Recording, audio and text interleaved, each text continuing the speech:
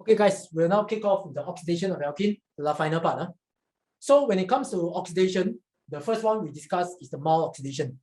How to see whether is it normal oxidation or is it mild oxidation? Is actually governed by looking at the cold dilute KMnO4. First of all, remember dichromate cannot oxidize, not strong enough to oxidize C2C double bond, right? So you definitely need your magnet. So it's governed by cold dilute magnet. The keyword is cold dilute, not whether it's acidified or alkaline. The other one, on the converse side of it, if you want to see the normal oxidative cleavage of the C2C double bond, you will have hot concentrated magnet. Okay, so based on that, you will realize that the is driven by temperature and actually the concentration. So for mild oxidation, it's very straightforward. You will find that what happens is that if you actually have a double bond, the double bond will now becomes actually a diol. It's just that straightforward. Diol means you have two sets of OH. The way to balance it, you have to remember, you have to add an O and you add a H2O. Because generally you need extra two sets of OH. So that is quite simple for mild oxidation. All right.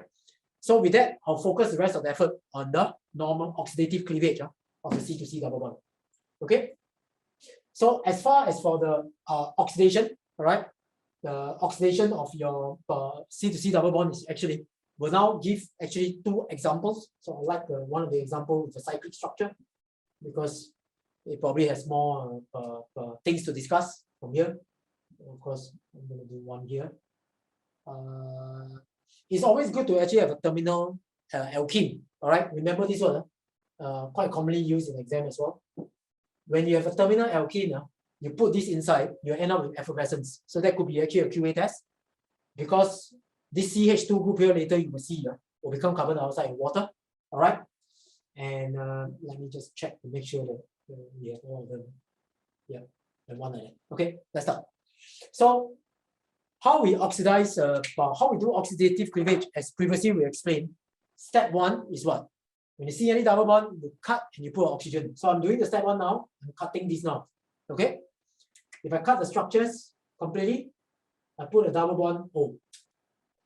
This one I will make sure it's a CH so that you can see it, and I also put a double bond O. Okay.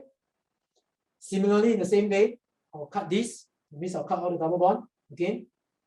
I put a C here, it's a double bond O with a H.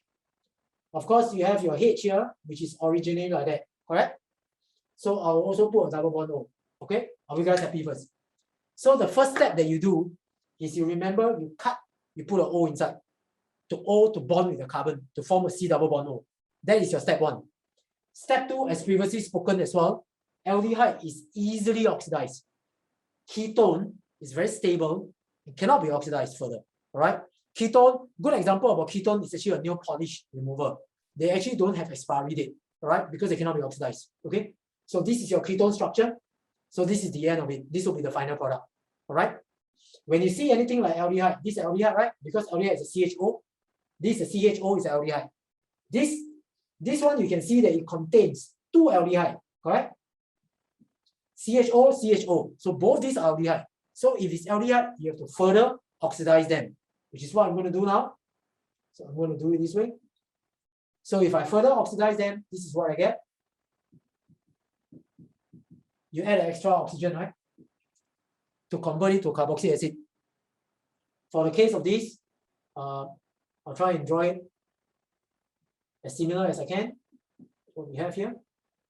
So the extra, this is the case. So it becomes actually, I'll put extra OH here as well. All right. So this part here, we actually have a C here. This is a carbon here, and actually it's another OH. So this is the structure. So in a nutshell, this is the two final answer that you get. But this one, as I explained earlier, because it is actually your H2CO3.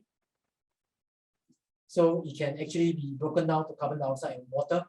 So hence, in summary, if you always start out with a terminal alkene, you will always end up with carbon dioxide and water. All right.